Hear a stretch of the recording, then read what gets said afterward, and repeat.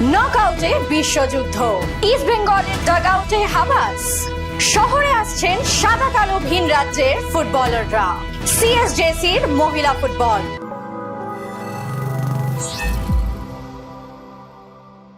ফুটবলের বিশ্বযুদ্ধ অবশেষে নকআউট পর্যায়ে। আগামী দিনে মহাযুদ্ধ আরো উত্তেজক পর্বে পৌঁছবে।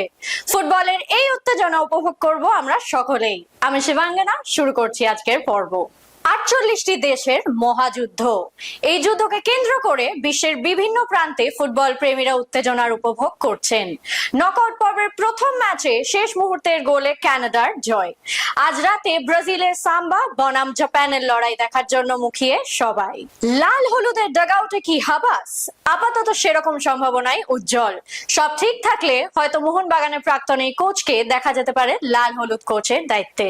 শহরে আসতে শুরু করেছেন মোহামেডান স্পোর্টিং এর ভিন রাজ্যের ফুটবলাররা। সেই চিত্র রইল আপনাদের জন্য।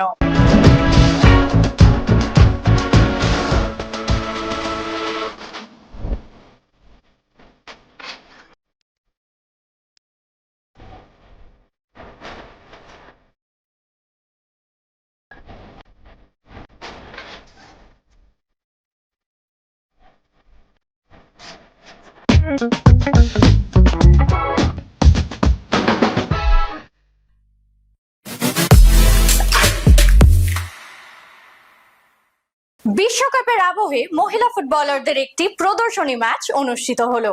এই ম্যাচে অংশ নিল সগরভাঙ্গা সিএসজেসি ফুটবল স্কুল ও মহাদেবী বিড়লা শিশু বিহার। জয়ী সগরভাঙ্গা ফুটবল স্কুল।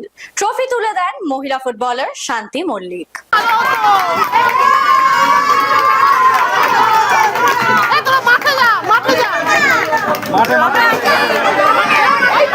এখন সময় ফুটবল কুইজ মগজাস্ত্রের। প্রথমেই দেখে নেব গত পর্বের উত্তরটি। শনিবারের প্রশ্নের সঠিক উত্তর হলো 2019 সাল। সঠিক উত্তরদাতা ইউটিউবে আক্তার হোসেন, আপনাকে অনেক অনেক ধন্যবাদ।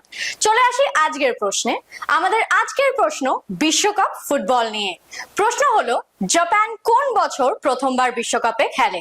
উত্তরটা যদি জানা থাকে অবশ্যই লিখে ফেলুন কমেন্ট বক্সে।